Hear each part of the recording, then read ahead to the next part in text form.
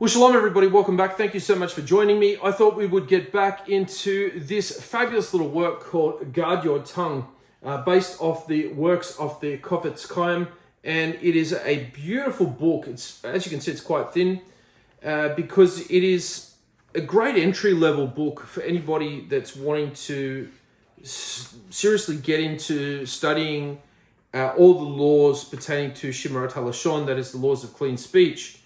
And just the way it's actually laid out, topic after topic, chapter by chapter with related subjects. And if you can sort of go through this book quite methodically, by the end of it, you'll have a pretty good grounding and understanding of the ins and outs of correct speech, which is something that we've sort of seen unprecedented exposure of since the advent of the internet and social media. You can really see people's maturity levels by the posts that they put up on social media, to the point where recently I saw a post from someone who, you know, I kind of look up to, and I was sort of surprised. I was like, okay, I'm trying to remember what it was. It was something in regards to a confession. I think he was confessing that he liked to troll Hebrew root people that are based in the Hebrew root demographic. But it was a sort of a tongue-in-cheek post. It didn't sound like a genuine confession, and there was certainly no reference in it to no longer trolling these people. And so it was sort of like just kind of, really it was kind of just going to be something that would draw people laughing or criticizing it.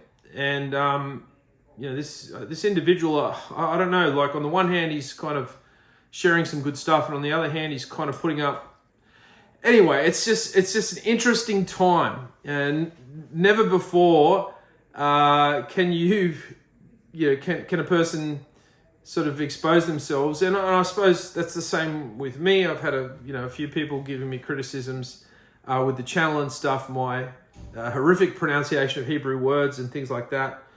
But I'm getting in amongst it. I'm getting stuff out there. I believe the information that I put out here is good. Sometimes it's not executed in the best of ways, but it's coming from the heart.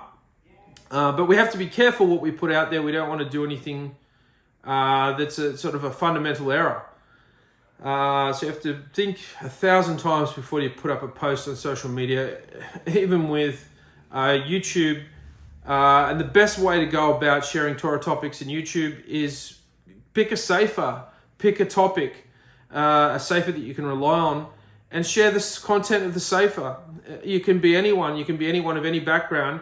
If you're sharing something from an authoritative work, you're going to be okay. And people say, well, why don't you share from the Bible? Actually, if you share exclusively from the scriptures themselves without a guide rail, unless you're somebody who's really up there in the Torah world, it's a recipe for disaster to just share just naked scripture without any authoritative commentary or anyone providing a guardrail for you for what you're going to be launching into and whatever it is you're going to talk about. So you have to be very careful of that. I would recommend getting books on particular subjects by Jewish sages and sharing them. Just if nothing else, just reading them to the viewer on a video, and wherever anything springs to mind, you can share it. And make it clear that this is your take on it, and then move on to the next subject. And you can't really go wrong, if your motives are good, if you're doing it for the right reasons.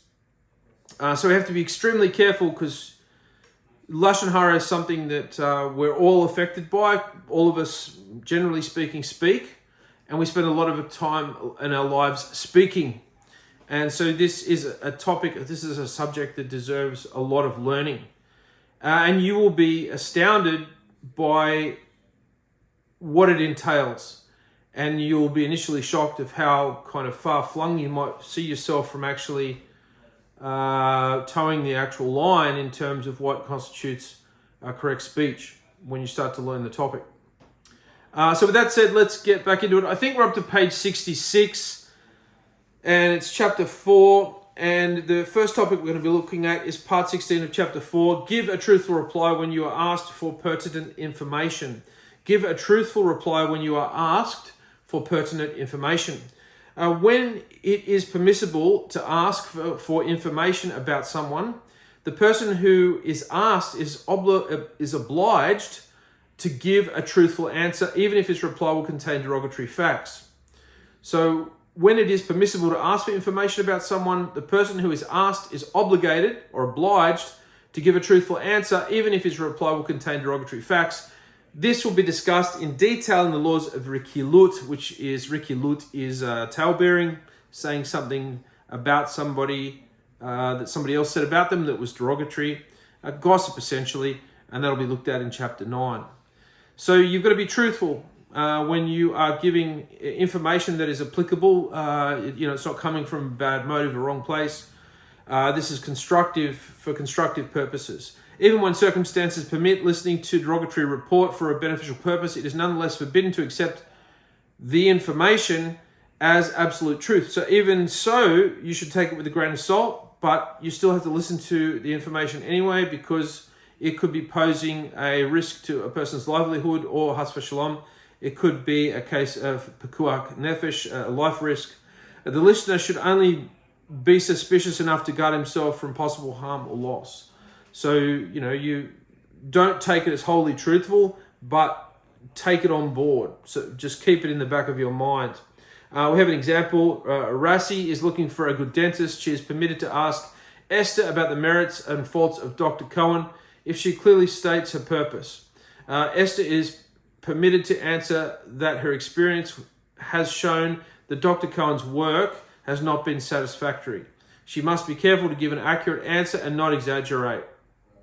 So if you've been to a particular dentist and you haven't found the dentist to be good, maybe the experience is very painful, maybe they do shoddy work, and you have a friend or a family member who is thinking about going to this dentist and they know that you go to that dentist, you are very well within your sphere of being right to let them know that this dentist, in your experience, that you've had with them is no good, but you are not allowed to exaggerate or start making fun of them and having a good old laugh about it and saying you don't know how they managed to get their dental degree or whatever it is. Just keep, only the facts, man.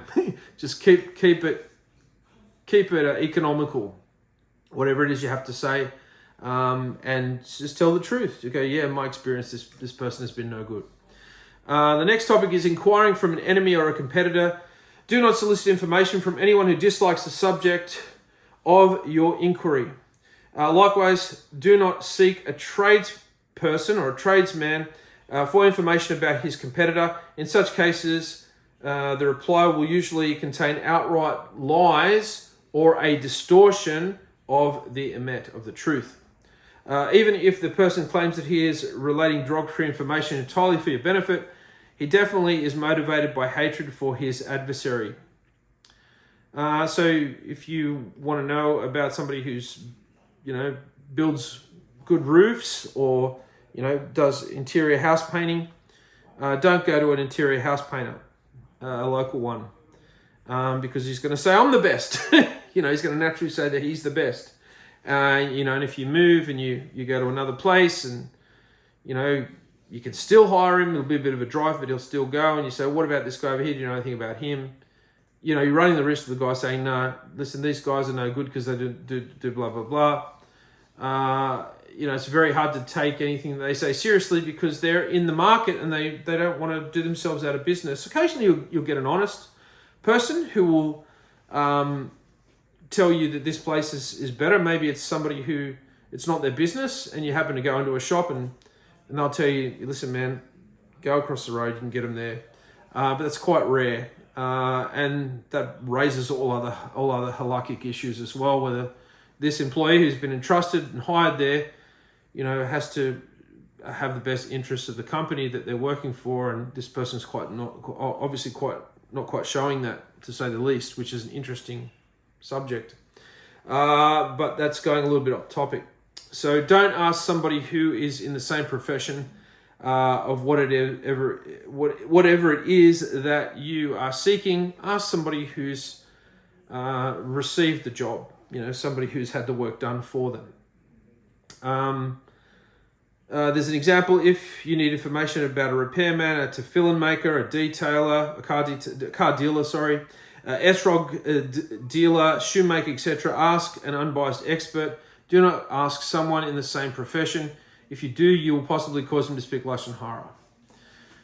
Next topic, part 18, inquiring about relatives. The prohibition against speaking and hearing Lashon Hara also applies to relatives. Therefore, a father is permitted to inquire about his son's studies only if he will try to help his son. If the question is merely out of curiosity, it is forbidden. The same applies to all relatives. Seeking information about someone is permissible only when it is for constructive purposes. The questioner must remember to explain that he is asking for a beneficial purpose. So, we get into these casual conversations. We go out for coffee with the girls or with the guys, and we begin shooting off our mouths and trying to make our friends, family, or relatives, or our mates, whoever we're with, laugh on these stories. And usually it comes at the expense of, being derogatory towards somebody. Maybe it's somebody that they all mutually know. And there's kind of an agreed on kind of consensus in the group that this individual's, for whatever reason, got their shortcomings, and they find it amusing. And so it just becomes an outing of death. Why do I say that? Because if you can bridle your tongue, if you can guard your tongue and speak in a measured way and not speak in a light-headed manner or in a light manner, you will preserve your days on this earth. You will possibly extend your life and extend the quality and the health of your life. We know that according to the words of David HaMelech, King David, in Psalm 34, where he talks about who is he that desires life. So we have to be very careful that death and life are actually in the tongue controls, death literally controls a person's livelihood, or a person's not only their parnasa, their livelihood, but also whether they live or die. You can shred years off your life with an unruly tongue. So we have to take that to heart. That's why it's such an important subject to learn. Yet it's very hard to find information, particularly in the Messianic world, regarding just solid teaching on. And so what happens is you get Messianics, all the Lashon Hara laws of Shemar HaLashon, they learn it from rabbinic circles, and then they listen to a Messianic lecture that's devoid of all such topics and just talks about how Yeshua is amazing, and how, and telling them more in detail of what Yeshua did and how he's amazing, and so they're really gaining spiritual source from a demographic that more times than not they criticize, and then the gleanings and the sustenance, spiritual sustenance they're receiving from their normal source of supply is subpar, and this is it's theft. They're stealing. It's not a good look. Okay, we've got an example. Saul's cousin is in Rabbi Berkowitz's Talmud class. Saul met Rabbi Berkowitz and asked him about his cousin, how his cousin was progressing. Rabbi Berkowitz must clarify the purpose of Saul's question before he is permitted to answer. If Saul inquired out of curiosity alone, Rabbi Berkowitz is not permitted to say anything derogatory, even if it is the truth. It is advisable for Rabbi Berkowitz to give the following standard reply: I have a principle not to discuss any students unless the matter is necessary for a practical purpose, or practical benefit rather. By adopting this practice, Rabbi Berkowitz will avoid giving the impression that any individual is doing poorly. And it's a good, that's a good line to toe. Just say, I don't usually discuss students, how they're progressing, unless it's got some sort of constructive or beneficial purpose. Okay, next topic, part 19, discussing old friends. This usually happens with every now and then you'll have a school reunion, or you'll catch up with old school buddies from, days gone by, and you'll start talking about, some funny things that you did when you were in school or growing up.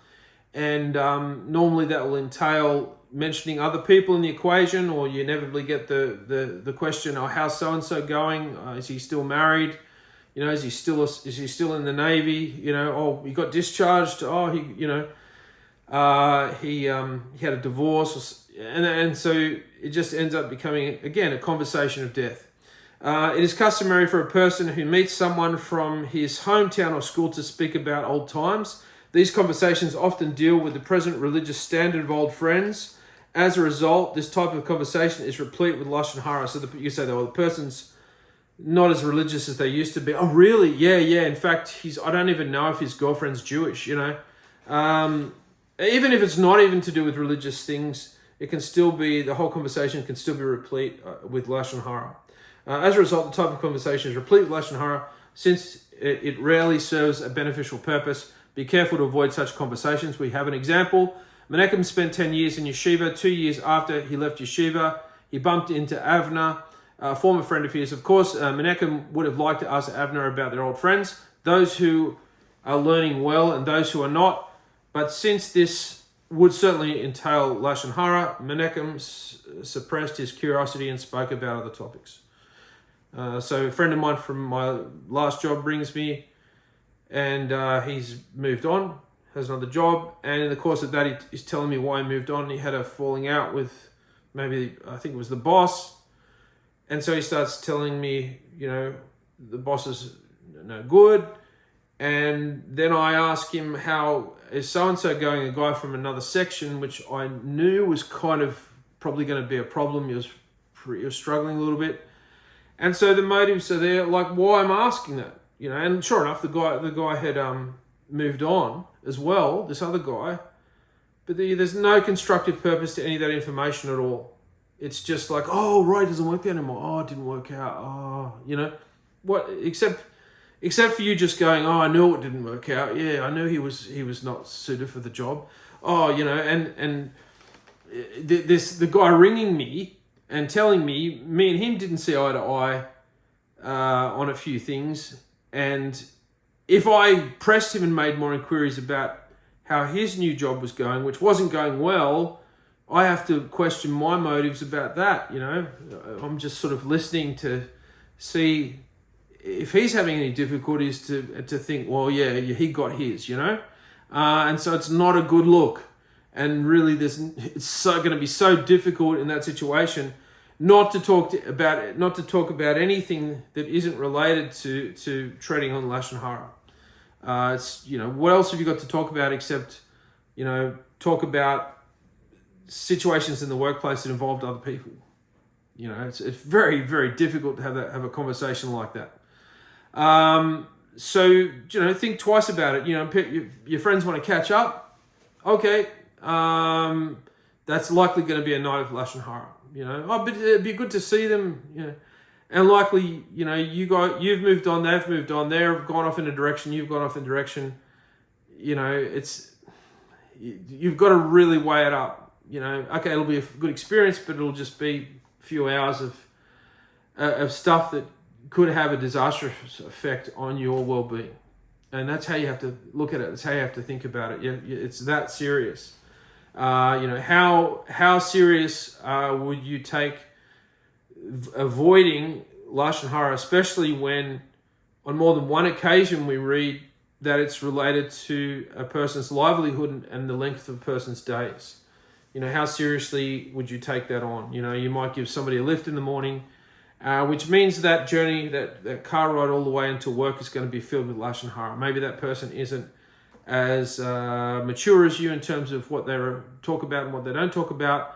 And so your ears are the subject of Lashon Hara from the time you get to work and the time you come home. Maybe you're traveling in the car, half hour there, half hour back. And so that's 2 hours a day, 7 or 5 days a week. You're just accruing your Gehenna, literally accruing your Gehenna. Okay, you're doing a mitzvah, you're giving the guy a lift into work, but what's the price? What is that mitzvah costing you? And is that mitzvah being drowned out by all the other averot, the other sins that are being dragged along in its toes? You have to think like that. You have to go, okay. Or you have to just put your foot down and say, listen, it's my car, my rules.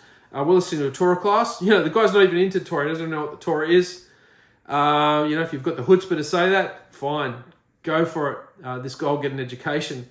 He'll either get fed up with getting lifts with you and get lifts with somebody else, or he'll be like, oh. And if he starts complaining and whinging about it, you just say, hey, zip it, you're in my car.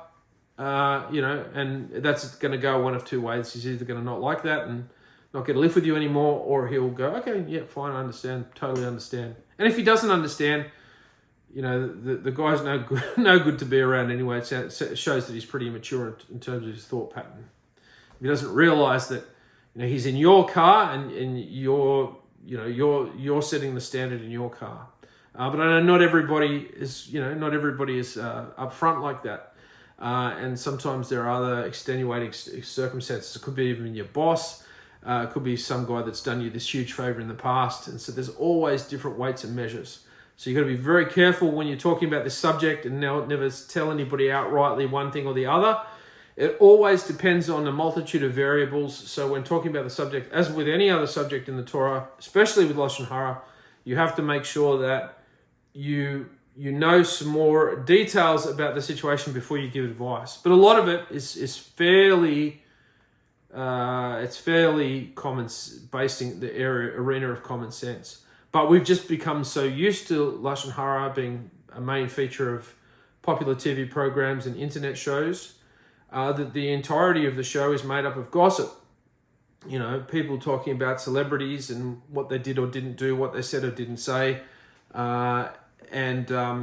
Even speaking about politics and things like that, it just gets very murky. And a lot of times you're not really talking about politics at all. You're just bagging out a particular individual. Maybe a guy is old and senile and he shouldn't be there. You know who I'm talking about. And so you just laugh at this guy making mistakes in, public situations and things like that.